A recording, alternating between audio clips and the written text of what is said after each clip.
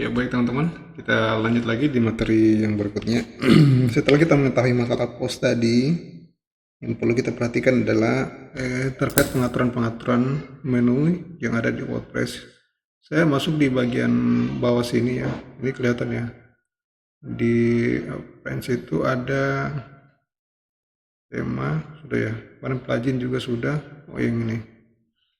Jadi di tools ataupun yang setting di bagian bawah ini berfungsi juga pada saat kita eh, mengatur apa namanya semacam ini terkait titelnya, kemudian tagline di sini kita bisa isi juga. Kalau yang ini sih tidak banyak berubah ini, jadi paling cuma apa namanya pilihan bahasa. Kalau mau pakai bahasa Indonesia bisa juga pakai bahasa Indonesia seperti itu. Kalau yang di rating paling ini default format standar, default post kategori. Ini kalau post kategorinya mau di defaultnya misalkan hanya kita ada satu kategori untuk semua post, bisa dipilih seperti ini. Tapi kalau misalkan bermacam-macam sebaiknya tidak perlu.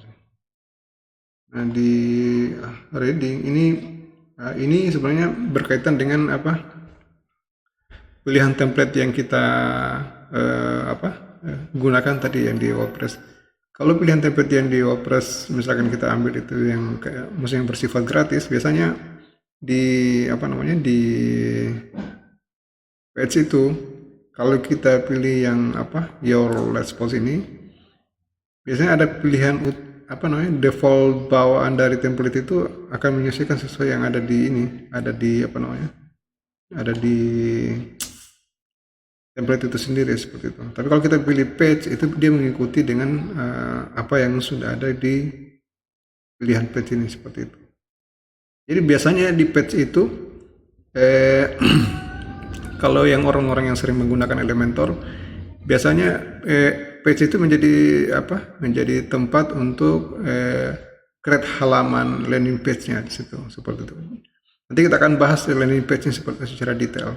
Jadi secara umum sebenarnya saya ingin menjelaskan hal-hal yang perlu teman-teman ketahui di sini di WordPress, karena ini sangat mendasar juga seperti itu.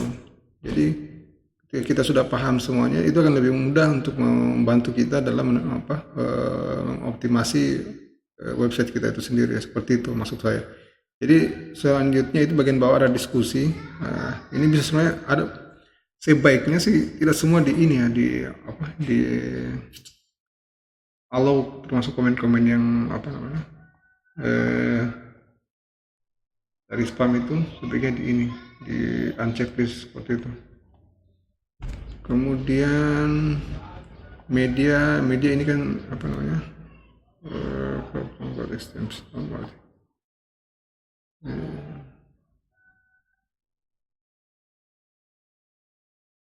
ini tidak perlu sih, ini di unchecklist saja semua.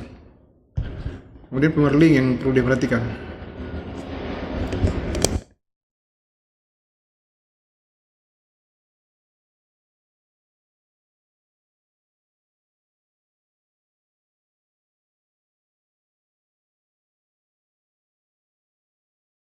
Nah di permailing ini biasanya bawaan awalnya dari WordPress itu ada di sini, tapi tadi saya sudah pindahkan di sini. Jadi sebaiknya pakai yang postname. Postname itu contohnya seperti ini, linknya seperti ini. Jadi nama website, kemudian nama artikel kita seperti itu.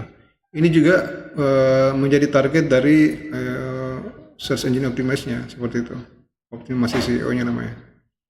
Seperti teman-teman. Jadi kita lanjut lagi yang berikutnya.